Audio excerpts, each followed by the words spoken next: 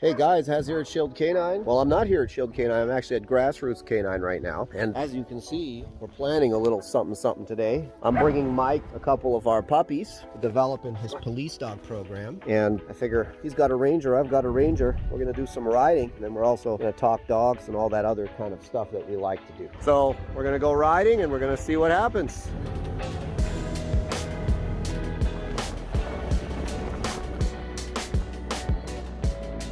We had Sushi, and that other one. Those were two of the best, some of the best German Shepherds I've ever owned. Yeah, and Sushi was huge too. Like, you don't usually see that size in that. 90 pounds for sure. Clear x-rays, of course. I think now, Mike, you would have no problem putting that dog where he needed to go. Easily. You know, and then we would have wonderful stories about all the things that he's doing. Those are the kinds of dogs where it's like, it's really not about so much. It is always about the money to some degree, but it's not, because it's like, that's a kind of dog where it's like, yeah, I make my money on him, but at the same time, it's like, I would have felt better if had I made less money and had he gone somewhere and done something, because that's just for the love of it, you know, to see a dog like that live up to his genetic potential. They were related too, right? They were related, yeah. They were from the same kennel that my dog Onyx came from.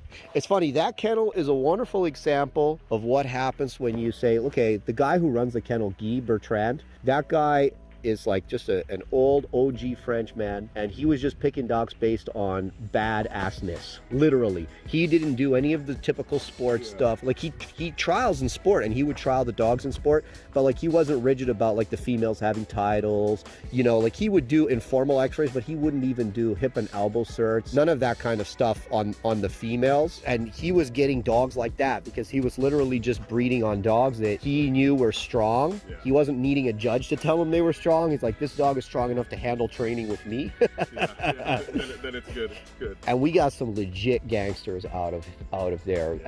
I'd say like 3 of the best German Shepherds I've ever had came from that kennel. If they're anything like those Sushi and Argo, man. Oh yeah, well, I include Sushi and Argo in that because honestly, I wish I had Argo now. Like that would be a competition dog for me for sure. Like, he had all the right stuff. Clear, but was ready to go. If you guys go way back on the channel, you can see Mike up. So what we did was Mike took Argo, because I had a lot on my plate, and I said, I need to partner with somebody on this. And I knew Mike was all about it. So I passed Argo off to Mike, and Mike trained Argo. He did all the work on Argo, and then we ended up selling Argo through my company, but Mike did the work on Argo, and it was a great dog. He was a good dog, man. Be around the kids, be around everywhere. He's what a German Shepherd should be. Yeah. I think Onyx was related to him. I can't remember the exact relation, but I think he was related to him. Anyways, it was those were the early days for me. Anyways, I can't remember how long. Where you going before that? I was pretty fresh back up here, so I started a few years before in Florida. Okay. Yeah, so that was pretty much my first year. Well, onwards and upwards. Now look at this. Mike's more country than me, actually. I'm a country bumpkin. He's more country. You'd think if you looked at both of us, you would say that guy's the country guy. Now you look at you have to understand, Mike is way more country than me.